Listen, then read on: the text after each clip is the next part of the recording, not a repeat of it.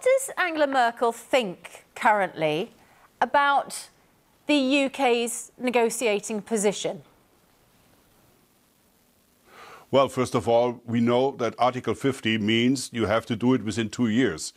And we are quite some time down the road already, so it's necessary that we really speed up a little bit, because at the moment nothing is really clear. Everything is, well, unpredictable, so to speak.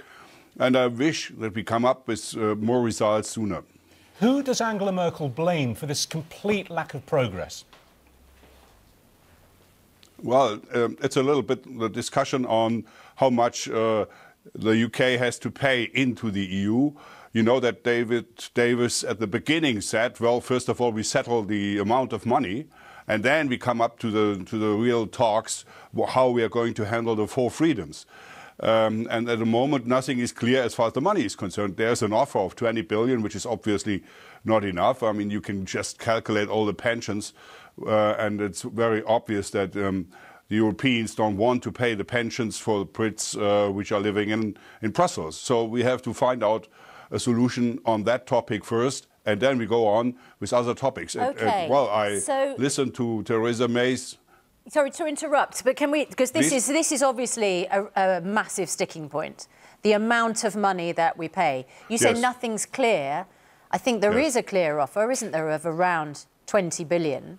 Why will you not accept that? And what would be the amount? What is the proposed amount from the EU position? Well,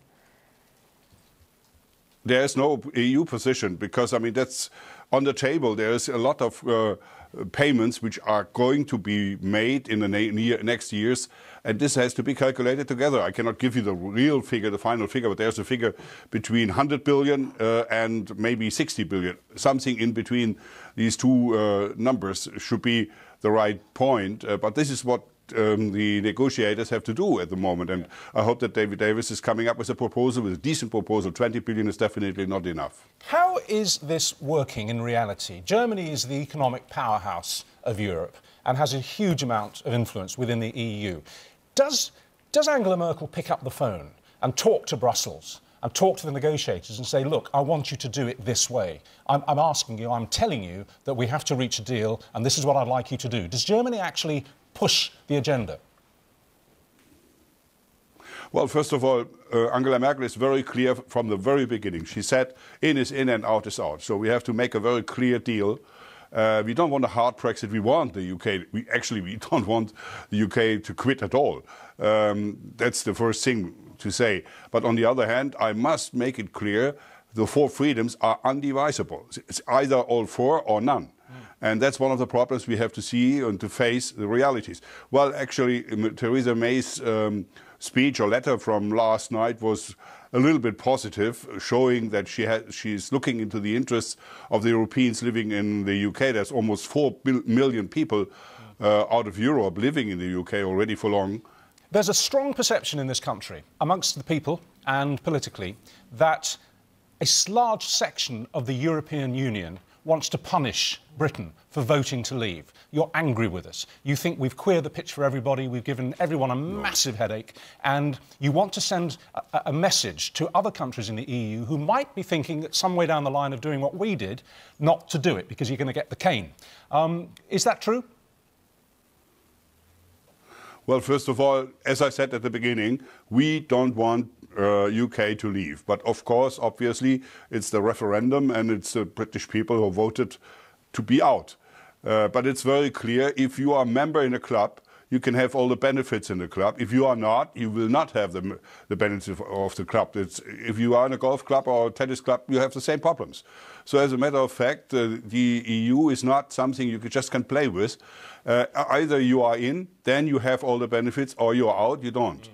So as a matter of fact, that's not punishing, but it's very obvious that you cannot just have it all. I bet you wish that the EU had given David Cameron a much better deal when he tried to negotiate a good deal to bring back to sell to the British people, because you gave him peanuts, and that's probably the reason that we've left.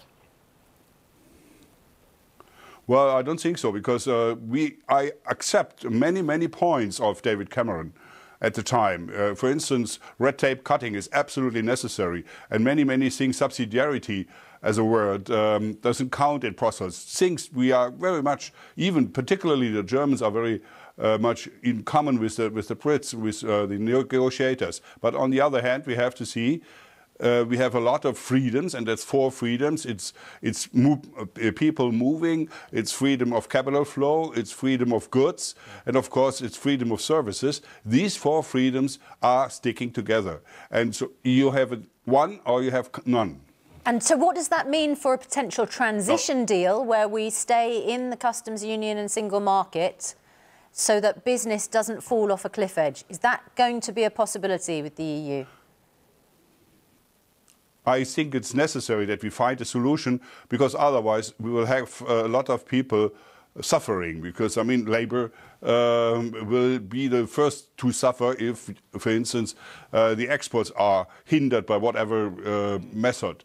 And then also we have another problem which hasn't been discussed and is not solved at all. It's the Irish border. Yeah. What about the Irish border? What we are going to do with Ireland? Okay. Well, and there's no answer, because we asked the negotiators, what is your proposal on the Irish border? Yeah.